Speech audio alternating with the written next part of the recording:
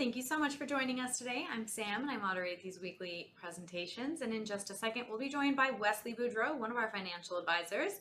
Wesley is going to be covering some really great strategies that you could potentially use to retire early, such as the post 55 and the 72T strategies. Before he comes on, we're going to wait for just a couple other people to trickle in though. I'd like to remind you that we are not affiliated nor endorsed whatsoever by any specific company. We are a completely independent group of financial advisors here, so please be reminded of that. Next, I apologize in advance if Wesley does not have time today to answer everyone's questions live. We do get a influx of questions throughout the presentations, and he will answer as many as he can, but I encourage you to still ask away, and I will make sure those questions are fielded to one of our financial advisors to address with you either through phone or email after the presentation has ended. And lastly, while Wesley's speaking, you're going to see some links popping up above his head. Those links will be from me. They're going to guide you to various resources, one of which will be a link to just follow us on YouTube. You can also follow us on LinkedIn, where we post tons of retirement-related content weekly, and we really think you'd get some value out of it if you considered giving us a follow, so please do. And if you choose to do so, thank you so much in advance. We truly appreciate that. And with all of that out of the way now, I think we're ready to get started. I'm going to kick it over to Wesley Boudreau. All right, thank you very much for that introduction, Samantha. And like she said today, we're going to be talking about different ways to access your retirement savings. So we'll be talking about how to get into a potential 401k or an IRA and avoid that 10% penalty if you're under the age of 59 and a half. Doesn't mean we recommend taking money before 59 and a half. It just means that if you do need to get into it, there are some ways to avoid that 10% penalty. We'll go over things like 72T. We'll talk about the age 55 option you have within 401k plans. We'll talk about different kind of one-off solutions and things like that as well. And maybe a combination of some of these approaches. But again, the retirement group, we've spent the last 30 years working with corporate employees and helping them transition into retirement. So we've gone through these in and out, all of our advisors quite extensively. So if you have any questions, reach out, give us a call. We'll be happy to dig into your specific situation. So getting into it, we all hope that we've got some different source of income in retirement, and everybody's a little bit different. I'm not going to suggest that everybody has all four of these on the screen here, but we're going to hope we have some of them at least. First and foremost, we'll have Social Security. I think that's definitely going to be one of the base options where we are going to be getting income coming in on a monthly basis, depending upon when we decide to elect that from Social Security. The question is, how much will we be getting? And that determines it based upon your claiming strategies, which we can go through with you. I know a lot of you may have some concerns about it being there. I don't think we'll have any issues with the solvency of it, but again, there may be risk of potential reductions in the future. We can go through all those different ins and outs in a financial plan as well. Maybe you've got earned income. Maybe you retired and you're getting bored and you're doing something like working at the hardware store or somewhere else just for a little bit extra money. Maybe you're still working. You've maybe switched jobs, but you need a little bit more to get you over that hump. We'll go through that option as well. And then hopefully maybe you've got a pension. Not every company out there has pensions anymore, not that many really. Some of the ones we do work with do have pensions, so we definitely need to monitor and understand those as well. There's definitely some claiming strategies to be aware of there. But that again is a tax-deferred investment vehicle, just like a 401k or an IRA. So that's what we're going to focus on more, your savings and investments. Maybe you've been saving along the way. Most of you hopefully have been saving in your 401k plan where you're getting hopefully some company match depending upon the company, but you're saving on a tax-deferred basis where you're not paying taxes right now. You're getting a tax break as you make those contributions. But eventually over time, as that grows and builds returns, you are going to pay tax when you start taking that money out, unless you've got some after tax in there or Roth, and we'll talk a little bit about that as well. If you've got a brokerage account, that's a little bit different tax treatment. Today we're going to be talking about accessing money from your 401k and or IRAs. So a couple 401k facts to be aware of, because that's where most people do have a lot of the bulk of their assets nowadays. There's actually about $8.9 trillion in 401k assets. That's obviously going to fluctuate and probably has quite a bit here recently. But just again, let you know, it's a sizable amount of money in there. There's about 625,000 actual different 401k plans out there, and about 60 million active participants within those different plans. So again, it affects a lot of people in America. Right now, about 54% of adults have got a 401k or a 403b plan. And then 19% of Americans have an IRA or a KEO. A KEO is a type of self-employed IRA or self-employed 401k type plan as well. And about 19% of of 401k assets are held in index funds. I apologize, I'm at that age where I have to squint in some cases if I don't have my glasses on me. So again, just for all of us to understand, obviously a 401k is a large aspect of a lot of our retirement savings. So it's important to understand the ins and outs and the taxes associated with accessing that money, especially if you access it early. And when I mean early, that's the age 59 and a half. Another thing to be aware of, and this was something that really kind of floored me too, early withdrawals have accounted for about $6.12 billion in IRS penalties in 2023. So again, that withdrawal is if you take a withdrawal under 59 and a half, there's a 10% penalty potentially. So just do simple math at 10%, that means about $600 billion of early withdrawals were taken out of 401ks over the course of 2023. And looking at what was that, the 8.9 trillion or so, that's probably about 6 or 7% of the 401k assets were removed that year. So again, be very, very cautious and understand this when we get into the details of how to access those money and not be part of that 6.12 billion that the IRS got.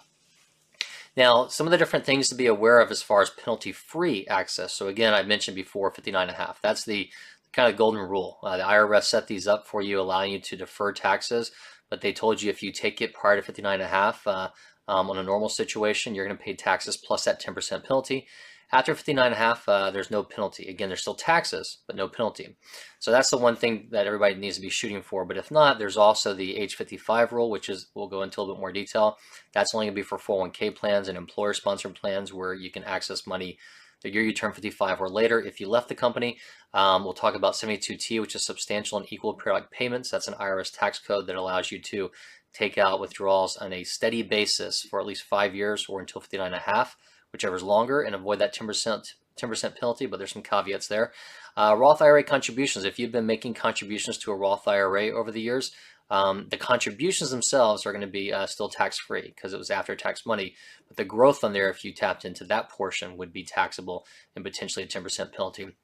And then qualified expenses, we'll go through some different ones, like first-time home purchases, medical expenses, things like that.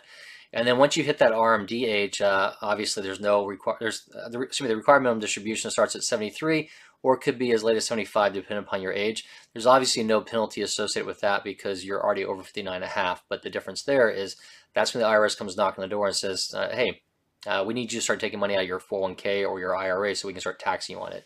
So again, between age 59.5 and 73 or 75, depending upon your age, that's where we like to do a lot of tax planning to focus on shifting assets from those tax-deferred vehicles potentially over to a Roth IRA so that we can reduce those taxes over the long term for not just yourself, but you and your potential beneficiaries if you're leaving something to family members as well.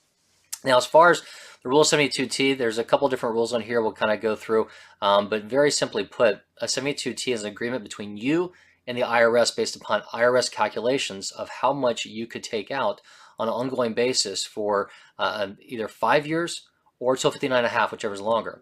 So let's assume, that you were starting this at 53. Then what would happen is you would actually have to take those distributions for another 6.5 years until 59.5. If you decide to start this at, let's say, age 57, then you would have to take it for 5 years because that's longer than age 59.5.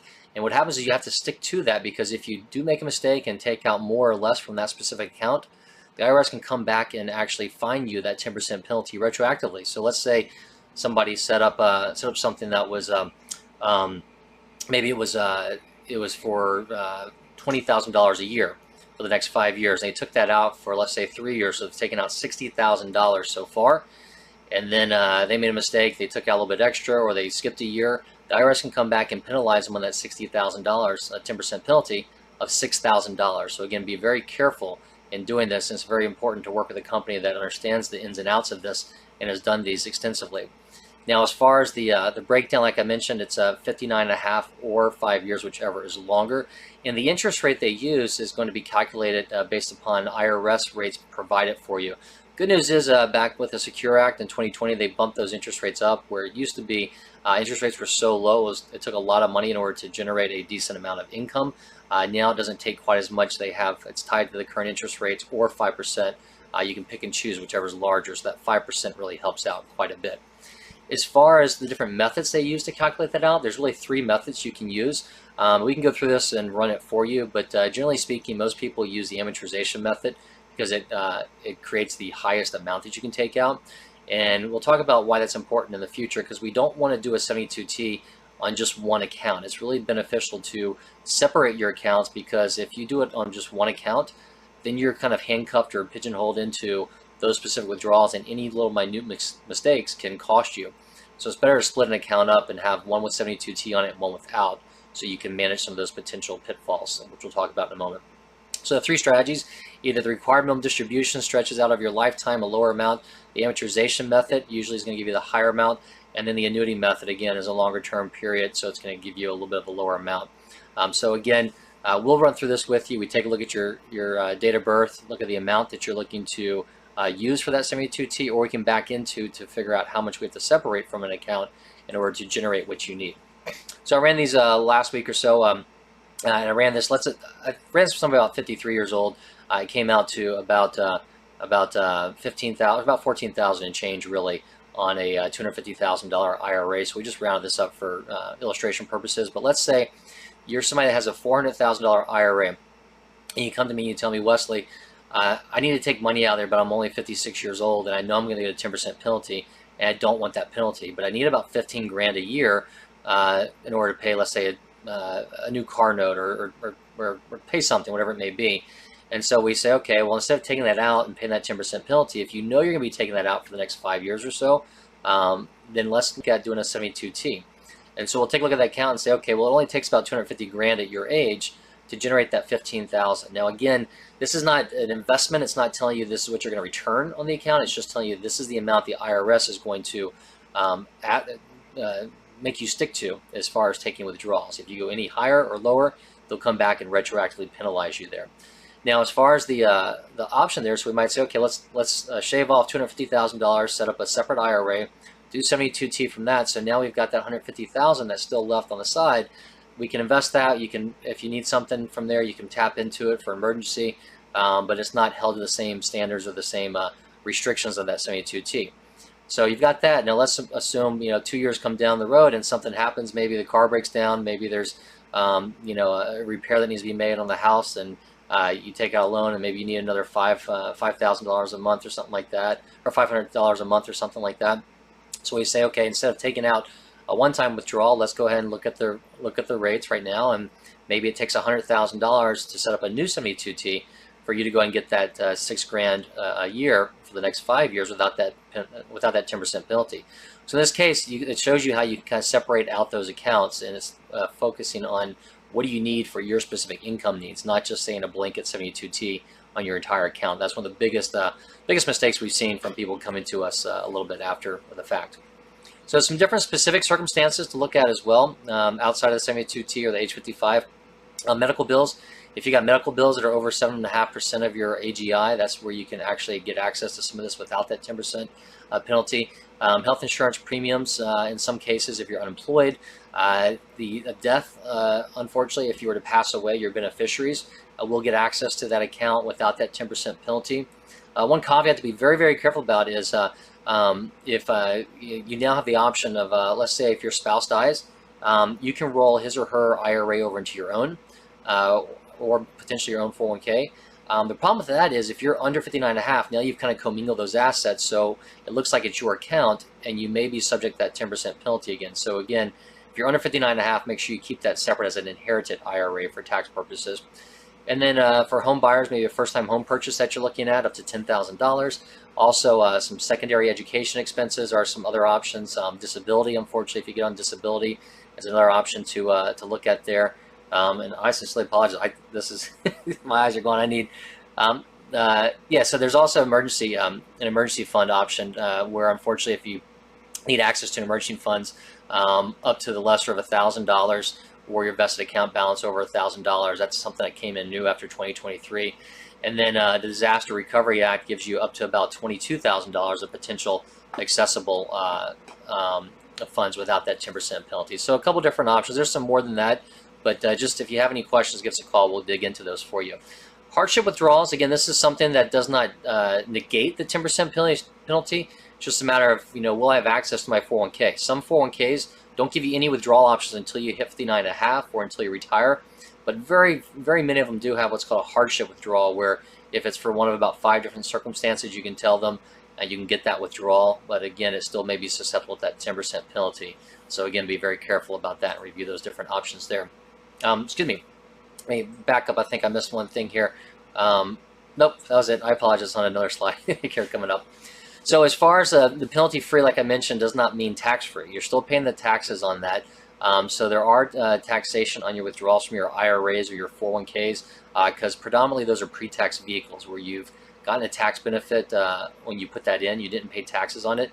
So it's going to grow tax deferred, and eventually you're paying tax on both the cost basis and the earnings. Now, if you made a non-deductible contribution to an IRA or put in after-tax money into your 401k, then that would not be taxable, because again, you already paid tax on that. So the basis would be tax-free, but the growth would be taxable. Just like in a Roth account, if you make contributions to a Roth IRA, those contributions are going to be tax-free because you didn't get a tax deduction on them. But if you're under 59 and a half and it hasn't been there longer than 5 years, then you could have a 10% penalty on the growth. So let's say maybe you start putting in $5,000 a year 4 years ago. So you've put in $20,000, maybe it's grown to $25,000, and you said, hey, I want to take out that 20 grand. You can do that without the penalty. But if you took out the full 25, you'd be paying taxes on that $5,000 of gain and probably a 10% penalty if you're under 59 and a half. So again, be very careful about understanding that. So the rule of 55. This is something that we do a lot of work with our clients because we work with a lot of individuals that retire and leave the company before age 59 and a half. So be very careful if you're retiring at 55, between 55 and 59 and a half, and some advisory firm is telling you, hey, roll everything over to us so we can manage it for you. They're likely looking out for their best interest and not yours. Predominantly, most all 401ks give you what's called an age 55 rule. And what that means is you can take withdrawals from that account if you retire the year you turn 55 or later. So that can even mean retiring in February at 54, but if you turn 55 by December, you're good because it's still the year you turn 55. Now, you are still restricted by the withdrawal option they give you. Some companies may give you one withdrawal per month. Some may only give you one per year. So you need to be very careful about that. Again, that's a way to access that money without the 10% penalty. But again, you still have the taxes on there. There are some limitations on there. Again, keep in mind, it only applies if you've left that company. So it's not just, hey, when I turn 55, I can start taking withdrawals from my account. We've had those calls before. It's once you leave that company. And this is definitely not a reason to leave a company either. So again, if you are trying to review this and have any questions, let us know. And keep in mind, if you're not 55 or 54 yet, you won't have this option. We worked with individuals that have retired at 53. They didn't have this option, so the 72T was the best option. Or even we went out on a limb and worked with them getting a job at another firm so they could roll their 401k over and then wait till 55 and retire there. So there are some different options associated with that. And then there's another option, not saying that we'd advocate this, but you may have a loan at your 401k. Usually they'll let you borrow up to $50,000 or 50% of your balance, whichever's lower. But again, a lot of times there's some ins and outs of that because you are paying yourself interest back, but you're paying that back from an after-tax basis, then turning around and getting taxed again later on in life. So we can go through the pros and cons of that as well. But there could be some accessibility there if you need it through the 401k. Now, I mean, ultimately went through kind of a lot of different situations here, but the best way to really kind of dig into it is run a cash flow analysis for a financial plan. Right now, about 3/4 of Americans over 50 don't have a written plan. If you can spend about 10 minutes with us gathering some basic data, we can run what I call that first draft, if you would, and let you know kind of where you stand. You can say, Wesley, I'm thinking about retiring at 58. Can I do it? We'll go through there and we'll look at your budget, look at everything, and tell you, yeah, you can do it, or maybe you might have to work till 62, or you might have to cut your expenses, or maybe if you are looking at retiring at that specific time, maybe it makes sense to work a little bit longer to maximize your pension, or look at some different options in your 401k match. We can go through all those different ins and outs for you. So just give us a call. We'll be happy to kind of go through it and review it with you. Now, the retirement group, again, for those of you that do not know who we are, we've been around for about 30 years. We got over 150 years of experience across our advisors, and we've actually merged with Wealth Enhancement Group last year, who's got over $100 billion of assets under management and over 100 offices across the nation. So rest assured, if you need to sit down with one of us face-to-face, we can likely accommodate you. Also, most of our advisors will concentrate on a select few companies. So if you've got any specific questions on your company plans, we can probably get into that with you, whether it be going over the pension plan, the 401k, healthcare retiree medical situations, life insurance continuation, all those different items. we can run through that with you. And at the end of the day, it's best to take us up on a cash flow analysis or a financial plan. If you haven't done one, give us a call. If it's been a year or two, then give us a call too, because a lot has changed, both in interest rates and the market as well. So we'll be happy to update those with you as well. So I'm going to wrap it up here, and I saw 2 questions come through that I'll take care of. And if you have any other questions, reach out to us, and we'll be happy to get them as soon as we can. But there's a couple QR codes up here if you'd like to schedule an appointment with myself or one of the other advisors, or if you'd like to get into our LinkedIn to follow along and get some updated information that way, you can as well. You can reach us at info@theretirementgroup.com. You can also call us at 800-900-5867. Okay, so the questions I got come in here. One is, can I take both an age 55 and a 72 if I need to? It's actually a pretty good question, and it's something that we have dealt with before.